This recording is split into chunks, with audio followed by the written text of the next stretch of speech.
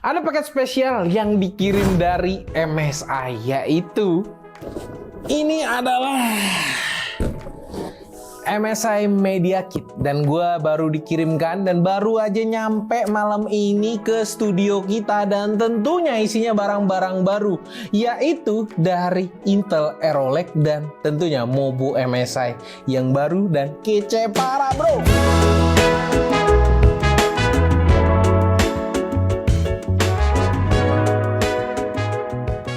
Oke, langsung aja kita buka. Gue nggak sabar lagi karena gue se-happy itu ya menerima paket ini, karena masih belum ada yang buka.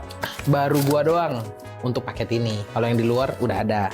Nih, di dalamnya tuh udah ada Elgato 1851 Offset Kit Enhancer. Karena hotspot dari Raptor Lake dan Arrow Lake itu tuh beda, dan hotspot itu tuh lebih mengerucut dikit gitu, lebih apa ya, lebih ke tengah, makanya butuh offset kit. Nah, offset kit ini membantu untuk biar hotspotnya itu tuh kena banget sama coolingnya, jadi suhunya itu tuh bisa lebih adem lagi, sekitar 1-3 derajat Celcius, itu klaimnya ya.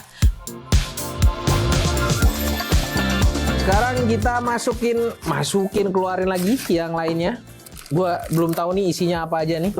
Tereng. Itu aja sih dengan box segede ini ya. Nah, ini dia boxnya, dan ini tereng. Overpower with innovation. Anjay. Wah. Tulisannya itu sudah berlebihan ya. Harusnya tuh di dalam ini sudah berlebihan juga. Semua segelnya sekarang tuh sudah mulai ke arah-arah yang kayak gini. Jadi ini sistemnya tuh dipil. Set. Kok gitu sih? Wah, cuttingnya kurang rapi nih. Oke. Set.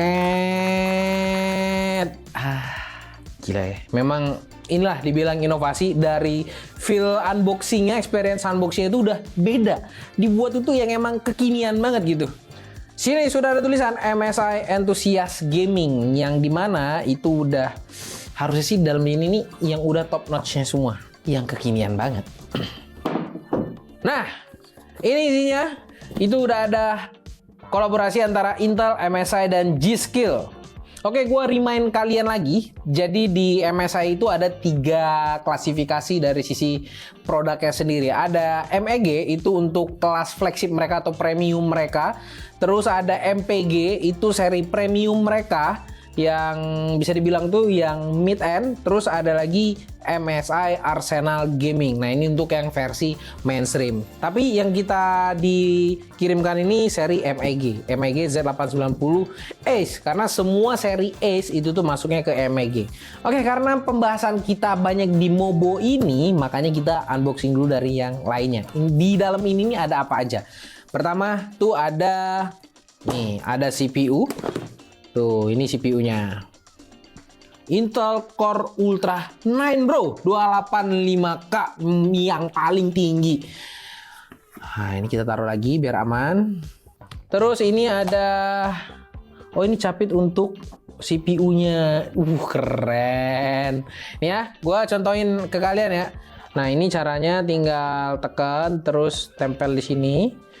Udah masuk, buka, set, baru. Nah, ini CPU-nya, tanpa harus dipegang tuh CPU-nya.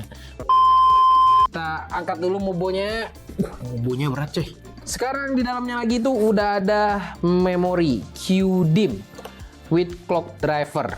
Ini memorinya G.Skill, clocknya berapa kita belum tahu. G.Skill Trident Z Royal, do not mix with memory kits lainnya gitu loh.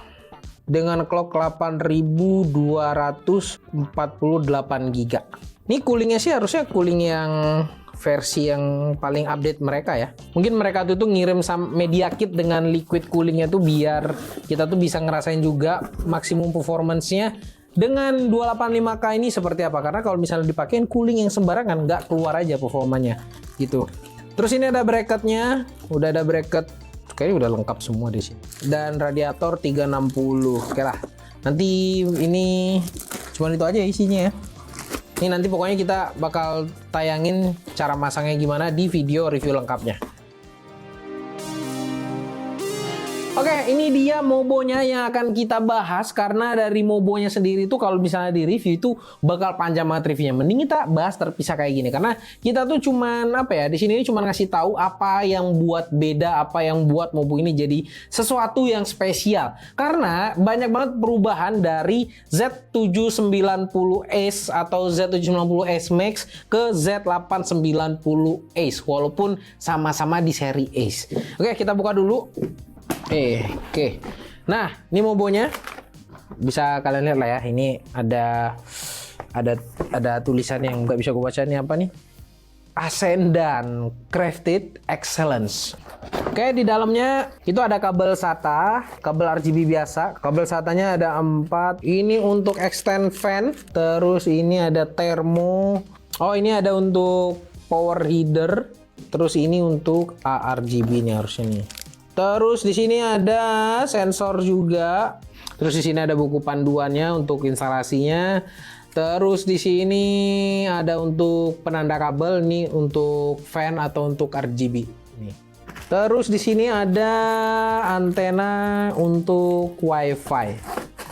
Dan terakhir ternyata di sini ada nyempil satu, ada USB flash drive. Nah, begini dia wujud dari motherboardnya. Yang kelihatan beda banget di sini yang pertama adalah sisi desainnya, jelas karena setiap generasi itu beda. Gue tunjukin dulu apa yang mereka milikin di sini ya. Pertama, kita untuk buka cover ini kalian tinggal dorong doang, terus tinggal kalian tarik doang, nggak pakai screwdriver lagi. Kalau dulu itu tuh untuk cover ini doang itu biasanya pakai screwdriver, kalian tuh harus butuh obeng terus kalian baut dulu, biasanya bautnya juga lumayan banyak. Kalau sekarang itu enggak, tinggal kalian tahan aja ini terus kalian tempel udah beres.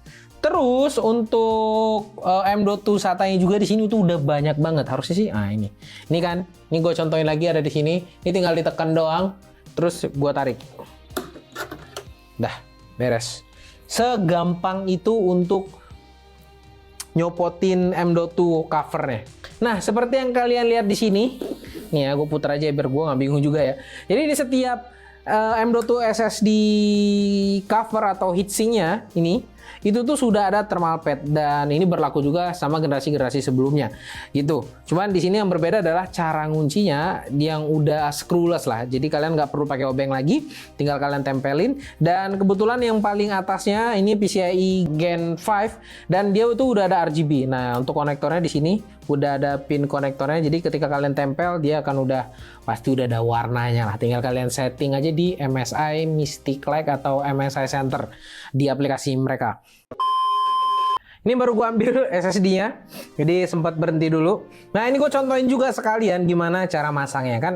Gue ngomong tadi screwless, jadi gue contohkan juga screwless tuh seasik apa nih. Seasik tinggal kita tempel gini doang. Terus kita tahan, terus kita geser doang. Udah. Sesimpel itu. Nah, cuman kalau di slot-slot lainnya, nih kita buka juga tinggal kita geser, dia udah ngangkat, tarik. Nih, slot lainnya tuh tinggal kalian masukin aja, tekan.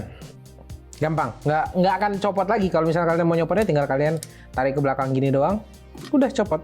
Oke, ini untuk M.2 SSD-nya. Terus kalau untuk GPU-nya pun, kan biasanya itu tuh problem dari tech enthusiast adalah ketika mereka pasang VGA, terus karena di sini ada cooling-coolingnya juga. Nih, contoh gue pasang langsung. Kan biasanya kan ada cooling M.2 ada di tengah-tengah gitu kan. Pas sudah dipasang VGA kayak gini, pasti untuk buka kancingnya itu tuh susah. Nah, kali ini itu kita tinggal tekan tombol ini doang, udah tinggal kita copot. Nah, biasanya ada beberapa brand itu tuh mainnya itu tuh harus ditahan kayak gini baru kita copot. Nah, kalau ini nggak perlu ditahan, tapi tekan sekali aja dia bakal kebuka terus. Pasang VGA-nya, jangan lupa tutup kembali. Oh ya, gue juga lupa jelasin ke kalian untuk konfigurasi M.2 NVMe-nya. Nah, kalau untuk ini nih yang slot paling atas itu tuh Gen 5. Cuman kalau untuk yang lainnya tuh itu bisa Gen 4 semua dan ada satu yang bisa Gen 5, yaitu di slot yang ini nih. Cuman kalau misalnya kalian pakai ini jadi Gen 5, dia bakal switch GPU kalian di sini. Kan kalau GPU itu kan menggunakan 16 PCI LAN.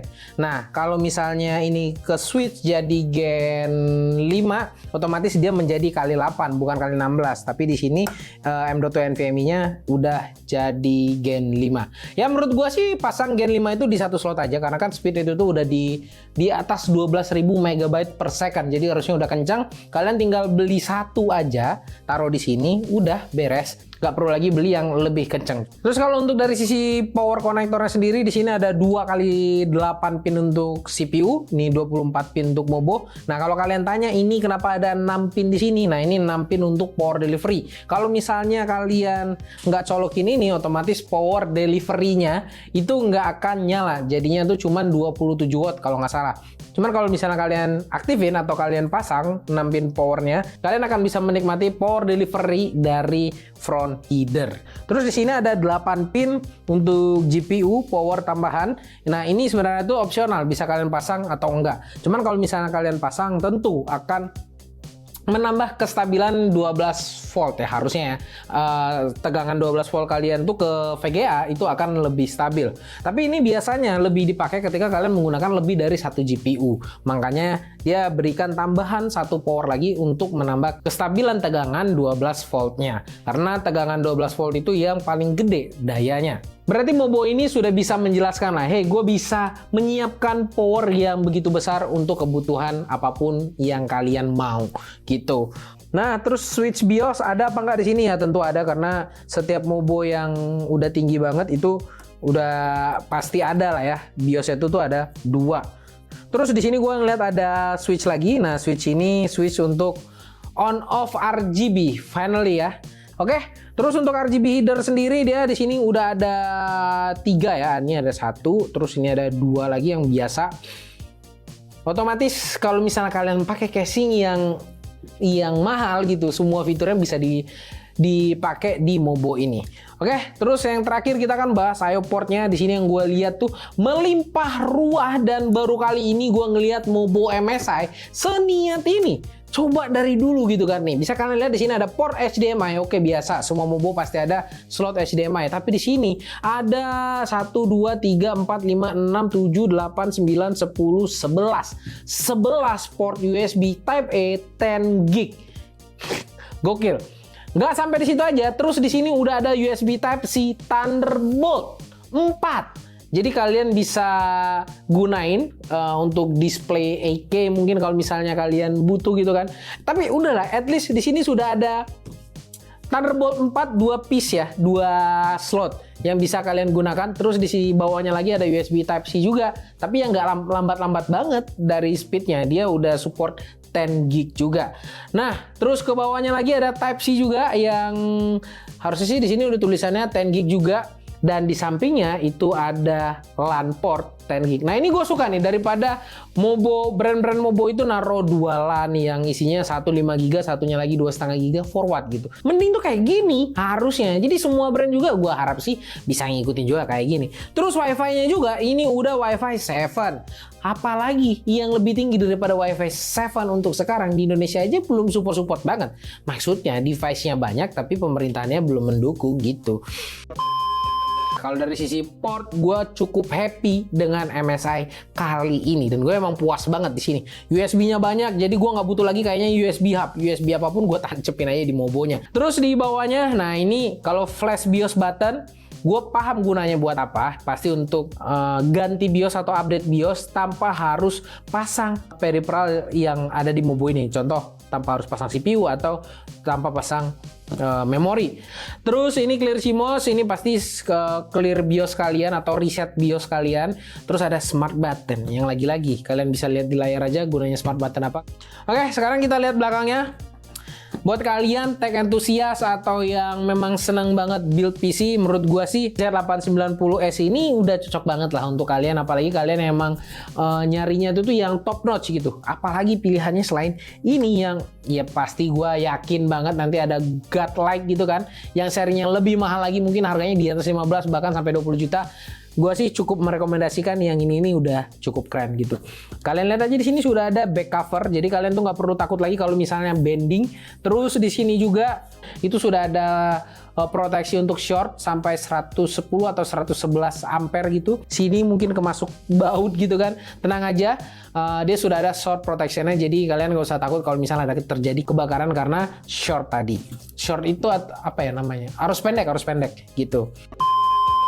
Gua sih cukup happy ya dengan Mobonya yang sekarang. Tinggal performa dari CPU-nya aja seperti apa. Karena dari sisi fitur di sini ini udah all out banget di Mobo ini. Tinggal performa CPU-nya aja seperti apa nanti kita explore. Tungguin aja di tanggal 4 Oktober ini. Oke, komen aja di bawah kasih pendapat kalian tentang Mobo ini, atau kalian misalnya punya ada sesuatu yang harus dites sama kita, kalian bisa komen aja di kolom komentar. Sampai jumpa di video selanjutnya. Gua Rodi. Bye bye guys. Ada yang mau beli? Gokil.